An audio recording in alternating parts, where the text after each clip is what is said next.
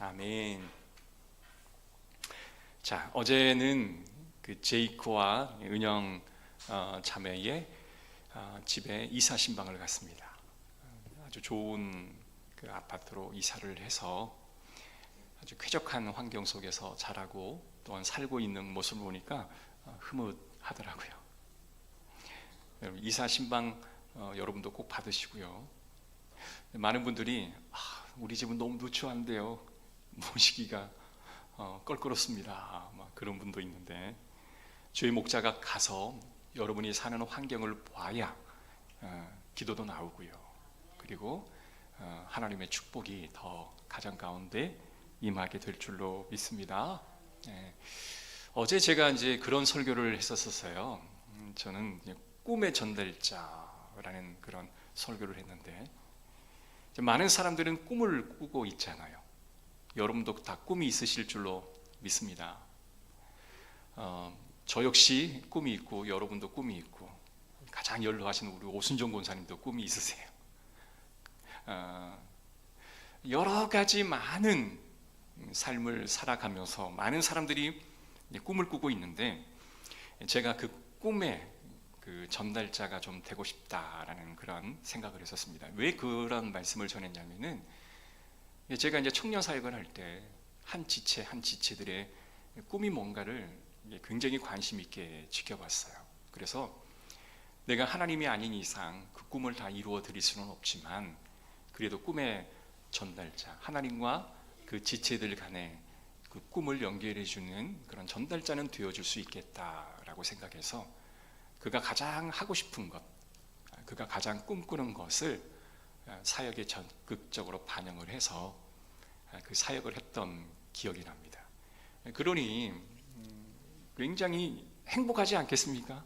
여러분, 내가 꿈꾸고 있는 것을 교회 사역으로 연결을 시켜주면 굉장히 행복하겠죠. 그래서 제가 두 부부에게 꿈이 뭐예요? 라고 또 물어봤어요. 그랬더니 대부분 이제 한나를 키우고 있기 때문에 가정의 행복, 또 우리 제이크는 자기가 없어도 가정이 잘 독립을 하고, 그러니까 한나도 잘 독립을 해서 건장하게 이렇게 자라는 것이 꿈이라고 이야기를 하더라고요. 그러니까 그만큼 자기가 나이가 먹고 애들이 독립을 해도 독립적인 지체로서 잘 자랄 수 있도록 제가 뒤에서 후원하는, 그게 저의 꿈입니다.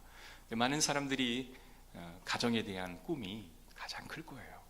왜냐하면 남자나 여자나 하나님이 가정을 선물로 주셨고, 우리는 가정을 지켜야 할 책임이 있기 때문에 가정에 대한 꿈을 갖는 것은 지극히 당연한 거죠. 제이크가 또 한 가지 꿈이 있었는데요, 평상시는 이제 대화를 잘 많이 나누지 못하다가 어제는 참 많은 대화를 나누었는데, 미국에 대해서 많은 염려를 하고 있더라고요.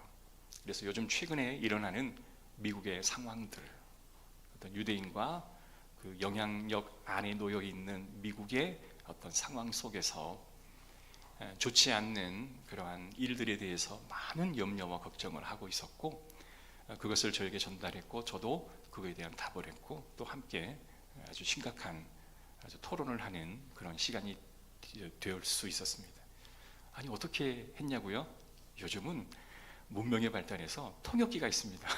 그래서 통역기로 서로 이렇게 해석도 하고 번역도 해가면서 참 심도 있는 그 이야기를 나누셨어요. 누구나 다 꿈이 있어요. 여러분도 우리나라를 생각하면 꿈이 있죠? 우리나라가 이렇게 되었으면 좋겠습니다 라는 꿈이 있고, 모든 사람들은 가정에 대한 꿈이 있고 또 교회에 대한 꿈이 있어요. 송구영신 예배 때 여러분들이 썼던 기도 제목을 제가 다 기억하고 있습니다. 그 안에는 가정, 또 교회, 또 직장, 또 나의 미래의 배우자, 뭐 여러 가지 꿈들이 그 안에 다 녹아져 있는 거예요. 자, 그런데 우리가 하나님을 믿은 주의 백성들이, 우리가 내 꿈을 이야기할 때 나의 바운더리 안에서의 꿈을 이야기하지만, 우리가 신앙이 점차적으로 성숙해 가면서 우리는 하나님이 나를 통해서 어떠한 꿈을 이루고 계실까를 관심을 갖게 됩니다. 그래서 하나님이 나를 통해서 이루고자 하시는 꿈이 정확히 뭐다라고 우리가 인식을 하고 있는 저와 여러분이 되어야 할 줄로 믿습니다. 그래서 하나님이 원하시는 꿈, 그죠? 내가 원하는 꿈, 하나님이 원하시는 꿈이 일치되면 이것은 금상첨화죠. 너무 아름다운 일이 아니겠습니까? 하나님께서는요, 말씀으로 세상을 창조하셨던 것처럼 우리 개인 각자의 삶에 다가오셔서 말씀으로 창조하십니다. 그게 뭐냐? 주님의 부르심이에요. 말씀으로 온 세상이 창조되었던 것처럼 하나님과 상관없는 저와 여러분들이 교회는 다니고 예배는 참석하지만 하나님을 인격적으로, 주님을 인격적으로 만나지 못했던 많은 사람들이 어느 날 갑자기 주님께서 찾아오셔서 우리에게 말씀을 딱 던져주시면서 한 번도 이전에는 경험해 보지 못했던 아주 신비로운 그런 체험을 하는 그 자체가 뭐예요? 내 삶을 새롭게 재창조하는 것이 바로 부르심과 소명이라는 거예요. 여러분, 일반 사람들에게 부르심과 소명의 꿈을 이야기하면 너는 별걸 다 꿈을 꾼다. 그 꿈이 너에게 뭐 그렇게 대단한 꿈이냐. 너와 너의 가정을 위한 꿈이 최고의 꿈이지. 무슨 이러한 꿈을 꾼다라고 하냐. 이해 못해요. 그러나 말씀이 우리의 삶 가운데 임하여서 하나님이 재창조 역사를 이루어 주셨기 때문에 저와 여러분은 꿈을 꾸게 되는 줄로 믿습니다. 자, 이처럼 하나님의 부르심에는 두 가지 그 양상이 있는 것 같습니다. 하나는 큰 것을 보게 하는 것이 있고요. 또 하나는 아주 세밀하게 은밀한 부분까지 보게 하시는, 때로는 망원경과 같은 역할, 때로는 현미경과 같은 역할을 하는 부르심이 있습니다.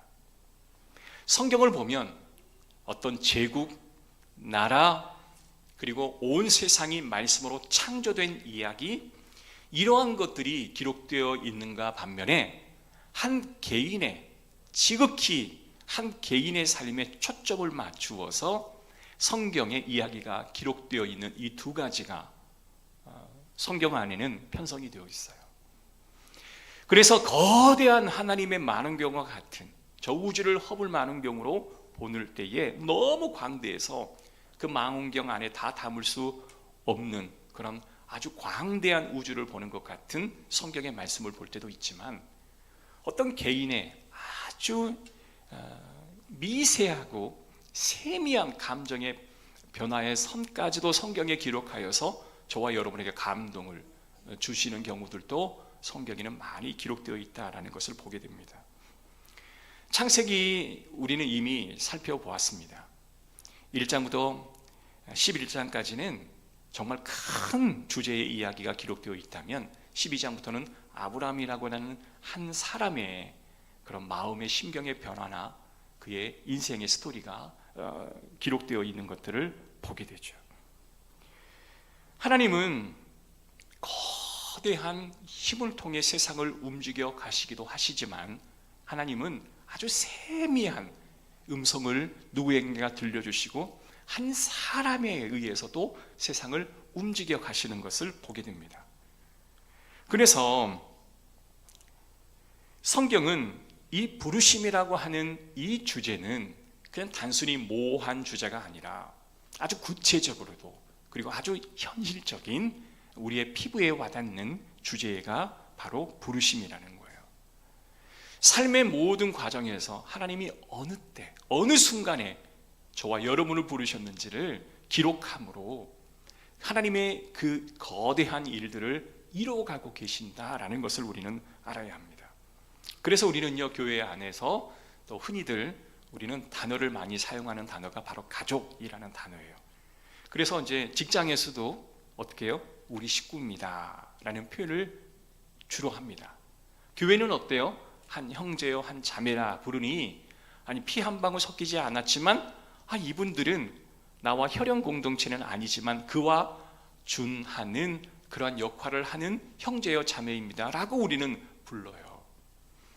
그리고 가장 사랑하는 우리 후배라든지 선배를 우리의 형님, 우리의 아우, 이렇게 한 가족처럼 부르는 따뜻한 문화가 있어요. 이거는 한국만이 누릴 수 있는 문화입니다. 다른 나라는 다 개별적인 문화이잖아요. 근데 한국은 이렇게 포근한 우리라는 이 개념에 좀 따뜻한 문화가 있는데 이건 결코 나쁜 문화는 아닌 것 같아요. 가족이라는 이야기 안에서는요, 정말 많은 인생의 스토리가 품어져 나오는데 그 안에는 갈등도 있고 또 화해하는 것도 있고 때로는 성취하기도 하지만 때로는 실패하는 이야기가 그 가족 안에 다 녹아들어 있는 것을 우리는 알게 됩니다. 그래서 그것을 어떻게 받아들이고 어떻게 그것을 처리하느냐에 따라서 그 공동체의 믿음의 진위가 드러나게 되는 것이에요. 그래서 결국 가족이란 혈연 공동체도 있지만 피도 섞이지 않는 그러한 직장에 또한 이웃과의 관계에서도 우리가 가족이라는 말을 쓰기도 해요. 그래서 우리 교회는 열린문 교회 위에 아주 작게 기록되어 있는 게 뭐냐면 건강하고 행복한 가정 공동체라는 글이 항상 기록되어 있어요. 왜냐하면 이것은 우리 공동체는 좀 건강했으면 좋겠다, 상식을 벗어나지 않는 교회였으면 좋겠다, 그리고 좀 행복한 가정 공동체였으면 좋겠다라는 꿈이 저에게 있었습니다. 그래서 제가 교회를 이제 담임을 하게 되면 참 건강하고 행복한 그런 가족과 같은 공동체를 한번 꿈꿔보자. 그래서 우리 가족도, 내가 살고 있는 가족도 좀 행복했으면 좋겠고, 그 가족을 행복하게 하지 못하고 교회를 행복하게 할 수는 없는 거잖아요. 그래서 가족도 좀 행복했으면 좋겠고, 또 교회도 좀 행복했으면 좋겠고, 또 우리가 속하는 어느 단체든 행복했으면 좋겠다라는 것이 저의 하나의 이슈이기도 해요. 여러분, 교회 안에서 비록 우리 이제 어린아이들이 많이 없지만 이제 교회인들이 어린아이들을 이렇게 쓰다듬고 또 명절이 되면 또 세뱃돈도 주고 또 사랑도 해주는 게 저는 특권이라고 생각을 합니다. 어찌 보면 정말 많은 아이들이 있다고 한다면 그 한 사람 한 사람에게 다 사랑이 가지 못하지만 부족하나마 그래도 사랑이 갈 수 있다라고 하는 것이 얼마나 큰 은혜인가 생각되어져요. 우리 한나가 뒤에 이제 왔지만 한나가 이제 갓난아이로 유일하게 있잖아요. 그러니까 온 교회 교인들의 사랑을 독차지하고 우리 지우다 또 우리 나단이도 성도들의 사랑을 받을 수 있는 것이 얼마나 행복한지 모르겠습니다. 누가 말하지 않아도 가서 함께 놀아주고 누가 말하지 않아도 함께 공유하고 나눌 수 있는 그런 가족과 같은 공동체. 여러분, 이것은요, 이 공간 안에 살아 있기에 느끼지 못하는 것이지만 우리가 이 공간을 벗어나면 또 절실하게 다가오는 것이 바로 이 가족과 같은 이 공동체가 주는 어떤 위로인 것입니다. 여러분, 성경에서 부부, 부모, 자식과 같은 형제와 같은 단어를 많이 쓰는 이유는 가족은 가장 보편적인 그런 공간이기도 하지만 가장 취약한 공간이기도 해요. 여러분, 그 상담하는 그 프로그램을 보게 되면 엄마가 막 자녀를 이렇게 학대하는 그런 프로그램을 많이 보지 않겠습니까? 어떤 이제 뭐 분노 조절 장애가 있는지 모르겠지만 뭐 이렇게 삶을 살아왔던 경우들도 많고, 또한 어떨 때는 굉장히 어렵고 힘들지만 서로가 서로를 정말 힘을 모아서 은혜로 그 공동체를 살아내는, 그죠? 가정을 일으켜 세우는 그런 감동의 스토리가 있는 것이 바로 가족이라고 하는 것이에요. 그래서 눈물도 있지만 위로도 있고 실패도 있지만 다시 회복도 있는 공간이 바로 가족이라고 하는 공간이에요. 그래서 가장 가까운 곳에서 든든하게 후원해주고 세상 그 어떤 사람도 손가락질을 하지만 자녀와 아내와 남편과 부모는 야, 너가 최고다라고 말해줄 수 있는 곳이 어디예요? 바로 가족이에요. 가족의 그러한 기능이 있기 때문에 사람이 가족을 떠날 수가 없는 것이죠. 그 안에 은혜가 절실히 필요한 공간이 바로 가족이고, 오늘 그 가족의 이야기를 지금 우리에게 소개하고 있는데 그게 바로 아브라함의 가족의 이야기를 우리에게 하고 있는 거예요. 여러분, 아브라함의 가족이 우리와 무슨 상관이 있겠습니까? 여러분, 이웃의 가족의 스토리가 궁금하세요? 전혀 궁금하지 않아요. 말해도 나와 상관없기에 그냥 듣고 흘려버리는 것이지 결코 그것을 기억하려고 하지 않습니다. 그런데 왜 성경에 이 남의 가족의 이야기를 자꾸 우리에게 말을 하는 것일까요? 이것은 아브라함의 가족의 이야기가 아니라 저와 여러분의 가족의 이야기가 될 수 있기 때문에 이 가족의 이 케이스를 보고 너의 가족을 다시 한번 돌아볼 것을, 하나님이 어떻게 너의 가정을 이끄실 것을 우리에게 다시 한번 말하고 있다라는 것입니다.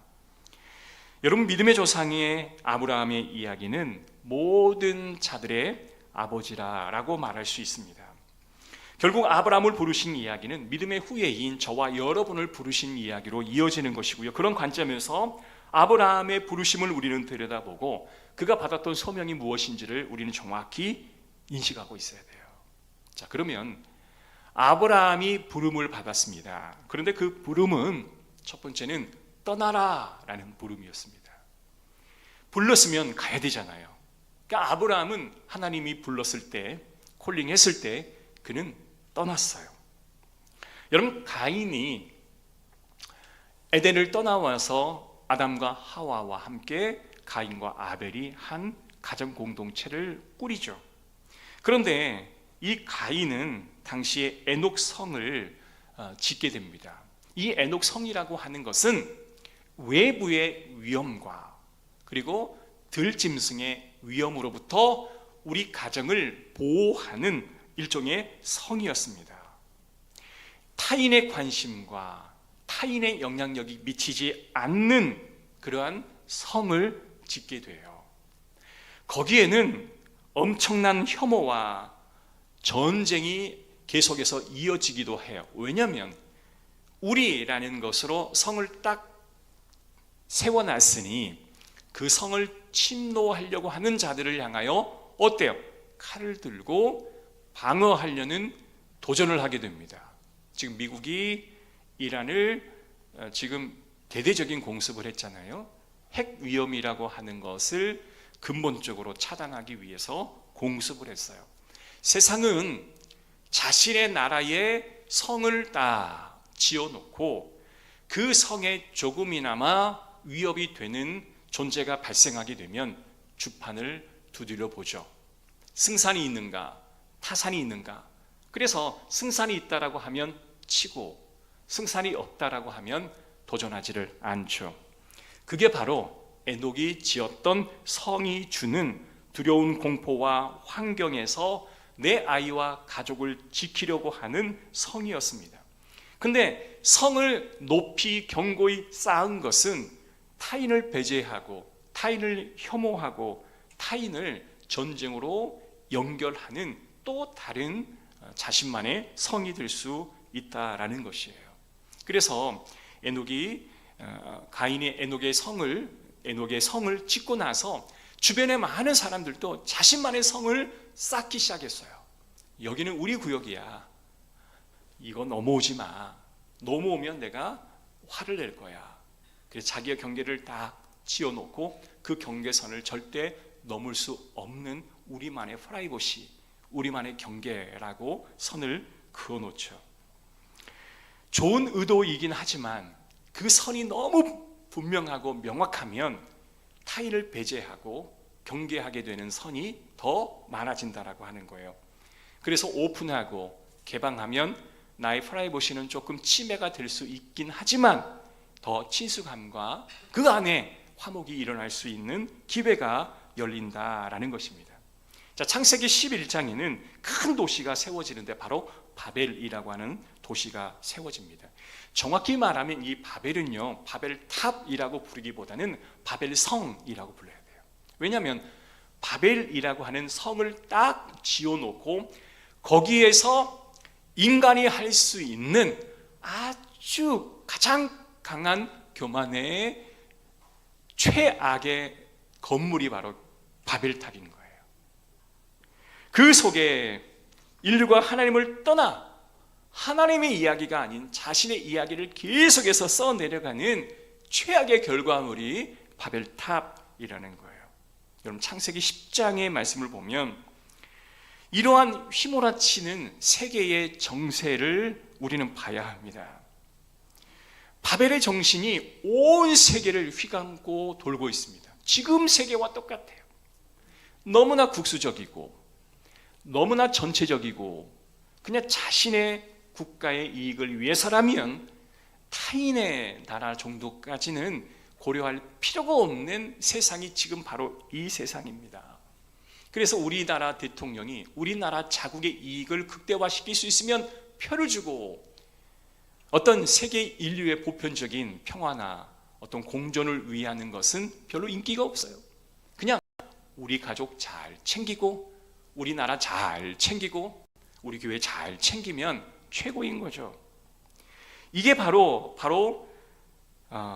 바벨의 정신이라고 하는 것을 우리는 기억을 해야 합니다. 그런데 이 바벨의 정신이 온 세상을 지배하려 할 때 다른 길을 걷고 있었던 한 사람이 있는데 그것이 바로 예벨이라는 사람입니다. 자, 노아에는 3명의 자녀가 있습니다. 셈과 함과 야벳이 있는데 그 셈의 아들이 에벨이에요. 자, 그런데 그 에벨의 2 아들이 있는데 하나는 벨렉이고 하나는 욕단이라는 아들이 있습니다. 근데 벨렉의 이름의 뜻이 뭐냐? 나뉘어지다, 분리하다, 떨어지다 라는 뜻이 있고요. 욕단의 뜻은 바벨이 세워진 신할 평지, 오늘날 지금 이라크 지역 여러분 아시죠? 이라크 지역, 그러니까 북쪽 메소포타미 지역의 신할 평지에 세워진 바벨 지역을 떠나서 자신의 공동체, 자신의 가족을 도시를 형성하며 살았던 사람이 바로 욕단이라는 사람인 것입니다. 자, 신기하게 이 욕단의 형 벨렉의 5대 손이 바로 아브라함이에요. 족보 이야기를 하니까 조금 감이 잘 안 오시죠? 자, 이들의 신앙적인 결단은 뭐였냐면 바벨을 떠났다고 하지를 않았습니다. 여기에 볼 수 있는 것은 뭐냐면 하나님이 이 바벨과 같이 지옥과 같이 변해버린 살인과 폭력과 도적질이 그냥 만연했던 그 세상 속에 우리가 의도하지는 않았지만 그분은 그 속에서 하나님 자신만의 이야기를 계속해서 써내려갔다는 거예요. 이건 무슨 의미냐면 우리가 바라는 세상에 어떤 평화, 가치가 있잖아요. 근데 세상은 그 평화와 가치대로 흘러가지는 않아요. 하나님이 정말 계신 건 맞습니까? 하나님이 정말 계시다면 세계가 이렇게 돌아가서는 안 됩니다 라고 생각을 하지만 놀랍게도 하나님은 그러한 세계 밑에서 계속해서 자신의 세계를 운행하고 그 역사를 써내려가고 있다라는 신뢰를 우리가 가져야 한다는 거예요. 여러분, 히틀러가 있을 때도 또한 어마어마한 학살자가 있을 때도 그 밑에는 누가 있었어요? 하나님이 모든 세계를 움직이고 있었다는 사실을 우리는 알아야 할 것입니다. 여기에서는 벨렉과 욕단의 이야기를 하는 게 아니라 뭔가 하나님의 소명을 받은 남은 씨앗들이 그루터기를 이어져서 그것이 곧 아브라함이 되었다라는 이야기를 하고 싶어서 이 족보의 이야기를 지금 하는 겁니다. 여러분, 아브라함의 아버지 누구예요? 아브라함의 아버지가 누구죠? 데라입니다. 데라는요 205살까지 살았습니다. 그래서 아브라함의 아들이 이삭이고 그 이삭이 태어날 때도 이 데라가 함께 살고 있었습니다. 데라는요 메소포타미아 남쪽에 있는 갈대아우르, 그러니까 지금의 이라크, 훗날의 바벨론 수도가 되는 그곳에서 유대인이 끌려간 그곳에서 이 아브라함은 갈대아우르 지역에서 아버지와 함께 살고 있었는데 이 데라에게 아주 심각한 불행한 일이 생기게 돼요. 셋째 아들이었던 자가 죽게 됩니다. 그러니까 셋째 아들이 누구냐면 룻의 아버지가 하란에서 죽게 돼요. 형제였던 룻의 아버지가 죽으니 이 아브라함이 누구를 그렇게 챙겼어요? 롯을 그렇게 챙겼어요. 롯을 그렇게 챙길 수밖에 없었던 이유가 남은 혈육의 아들이기에 끝까지 지극정성으로 살폈던 아브라함의 모습을 보게 됩니다. 이 사람의 신변에 아주 큰 고민이 생겨요. 데라의 신변에 고민이 생깁니다. 여러분, 자녀의 죽음은 어마어마한 사건 아니겠습니까? 세상에 천지가 개벽할 사건 아니겠습니까? 아니, 한 나라의 대통령이 돌아가신 것보다, 우리의 지도자가 돌아가신 것보다 우리의 자녀가 부모 먼저 떠나는 것이 정말 천지개벽할 일이 아니겠습니까? 이거는 그의 삶을 송두리째 그냥 뒤집을 수 있을 만한 충분한 사건인 거예요.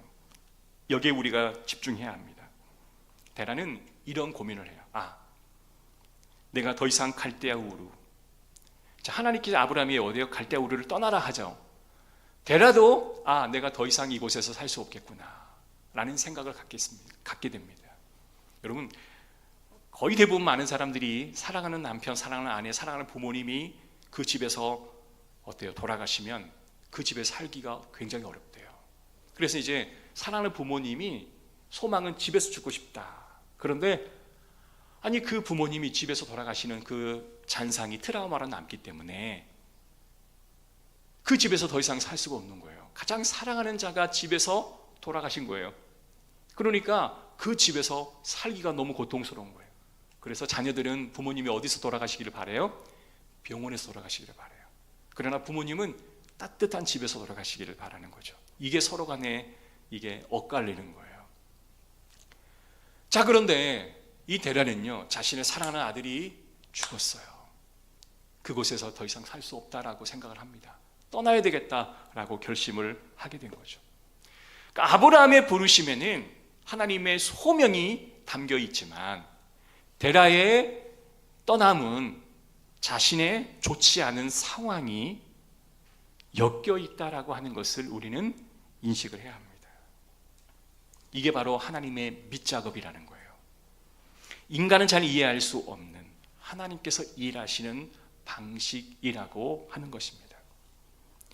데라라는 사람이 굉장히 중요한 것은 이 사람이 가나안으로 가다가 지금 중동 지역인 이스라엘의 북쪽의 하란이라는 곳에 멈춰서요. 여러분, 왜 그가 하란이라는 곳에 멈춰섰는지를 한번 살펴봤으면 좋겠습니다. 11장 31절에 보면 제가 한번 읽어드릴게요. 데라가 그 아들 아브라함과 하란의 아들인 그의 손자 롯과 그의 며느리 아브라함의 아내 사레를 데리고 갈대아인의 우르를 떠나 가나안 땅으로 가고자 하더니 하란에 이르러 거기 거류하였으며. 여러분, 데라는 어떤 사람이었냐면 우상을 만들어 팔아 생계를 유지하는 사람이었습니다. 여러분, 하나님을 믿는 사람과 좀 다르죠? 결이 다르죠? 그죠? 지금 여러분 막 우상, 불상을 만들어서 파는 직업을 가진 아버지가 있다면 여러분 자신 있게 이야기할 수 있겠어요? 없죠. 마찬가지로 데라는 그러한 역할을 했던 사람이었습니다. 데라는 우상을 섬겼는데 우상에 대한 문제도 있지만 데라가 이 생각을 해야 합니다. 데라가 정말 갈대아 우르를 어떤 마음으로 떠났을까? 아브라함에게 하나님 말씀하실 때는 너는 너의 고향 친척 아비의 집을 떠나라. 데라의 모습을 보면 데라는 그곳에 정착해 또 다른 갈대아 우르를 이 하란에서 만들어냈던 사람입니다. 이게 굉장히 중요한 이야기예요. 그러니까 아브라함의 경우와 데라의 경우는 전혀 다른 케이스라는 거예요. 여러분, 출애굽을 한번 살펴봅시다. 이스라엘 백성들이 모세를 통해서 출애굽하고 가나안 땅으로 가기 전에 광야에서 시내산에 하나님 법궤를 받습니다. 그 전에 홍해를 건너게 되는데 이들의 입에는 막 불평이 터져 나오는 거예요. 아니, 여기서 우리가 장사를 지낼 땅도 없이 여기서 죽임을 당할 거였다면 왜 우리를 이곳까지 데려왔느냐? 모세를 향한 원망을 쏟아내게 됩니다. 그리고 나서 차라리 애굽의 종으로 살았더라면 가마솥 곁에서 배나 부르게 살았을 텐데 여기서 우리가 굶어 죽는구나 라고 하며 불평을 하는 거였어요.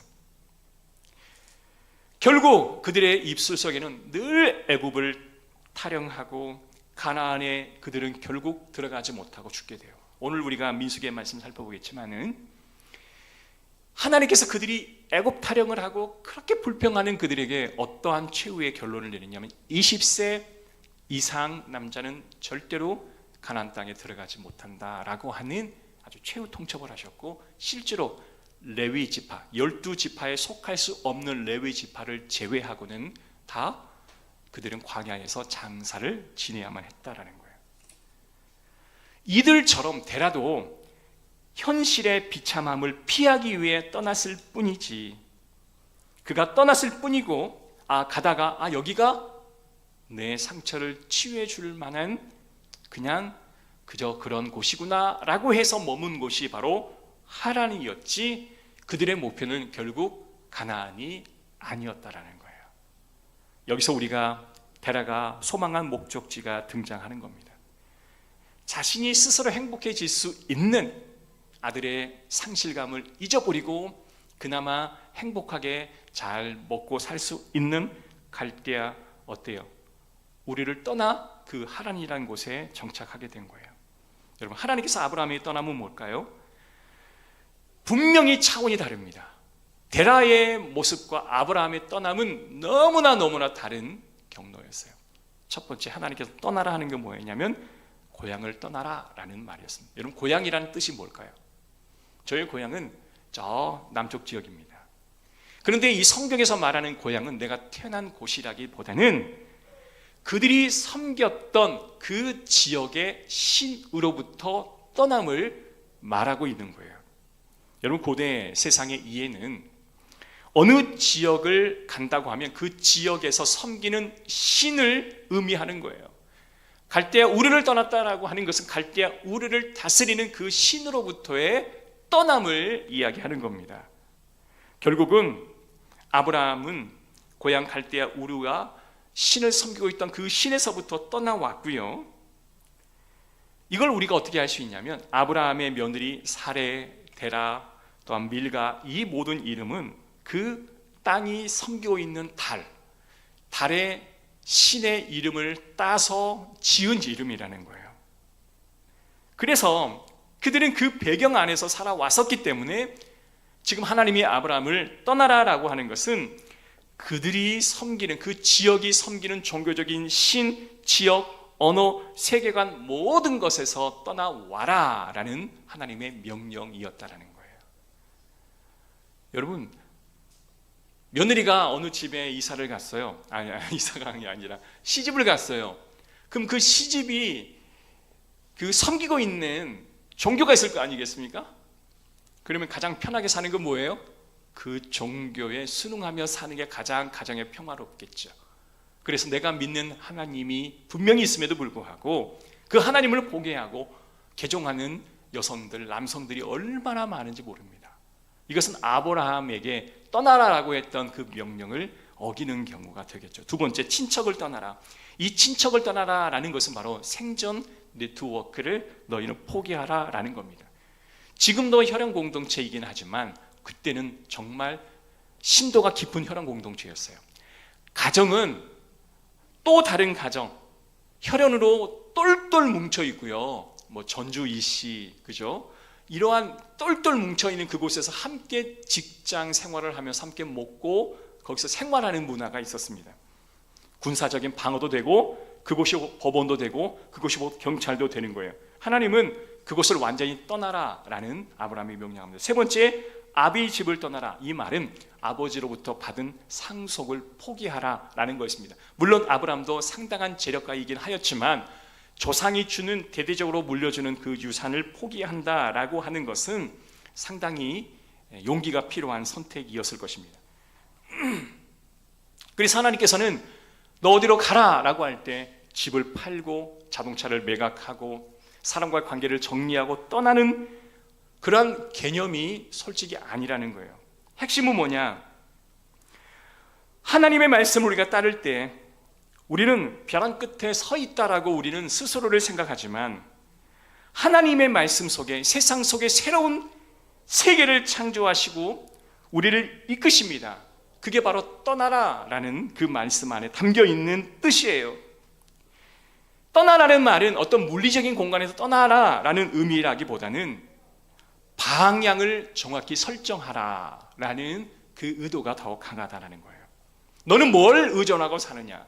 너는 뭘 믿고 사느냐라는 그런 질문이라는 것입니다.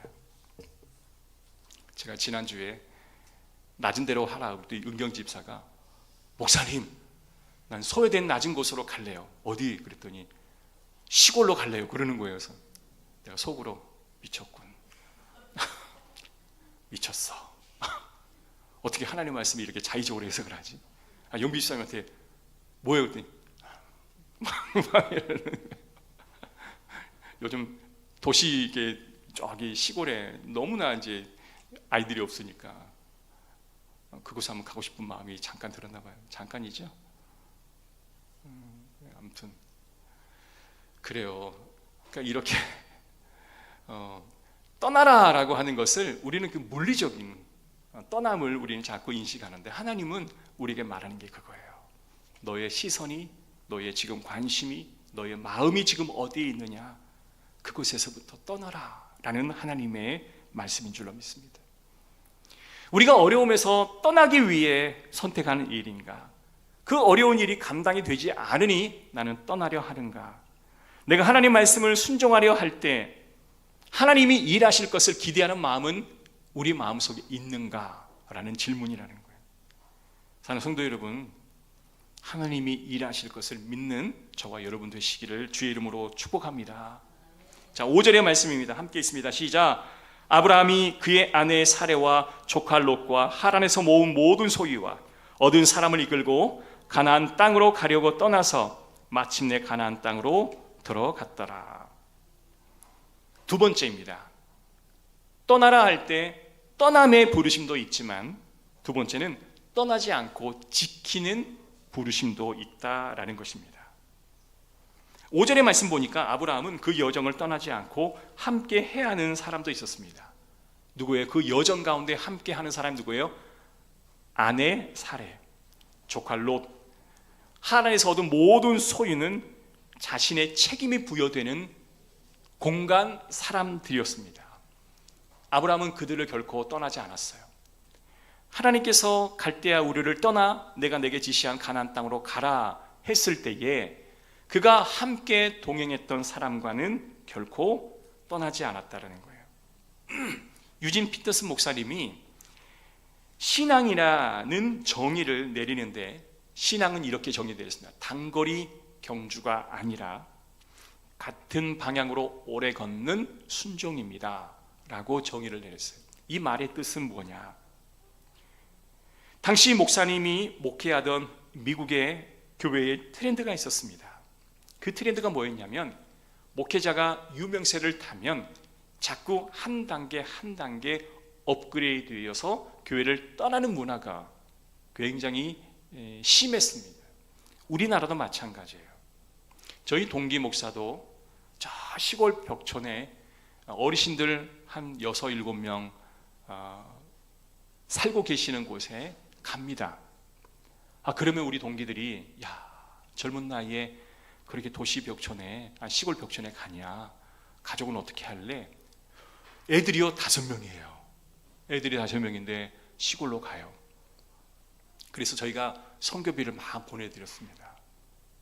그래서 선교비로는 어느 정도 가정이 살 수 있을 충분한 조건은 되지 못하지만 그래도 조금은 도움이 될 수 있을 선교비를 동기들이 다 보내드렸죠.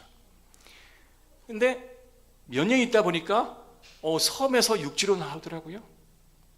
육지에서 조금 몇 년 살아가다 보니까 어디로 가요? 이제 시나 도로 올라오는 거예요. 지금은 저희보다 훨씬 더 큰 교회에서 목회를 합니다. 저는 제가 선교비를 보내드린 상황이었는데 이게 무슨 트렌드냐면 미국 교회가 그랬던 거예요, 한때는. 그러니까 목회자가 유튜브를 하고 또 페이스북을 하고 자꾸 방송에 얼굴을 비치려고 하는 이유가 뭐냐? 유명세를 타면 당회에서 조직을 합니다. 다음 후임 목사를 누구로 정할 때 조금 유명한 이분을 우리 교회 담임 목사로 청빙을 하자. 당회사 결정을 내려요. 그러고 나서 통보를 합니다. 목사님, 어느 교회의 장로인데요, 목사님을 저희 교회로 청빙하기로 당회에서 이미 결정을 내렸습니다.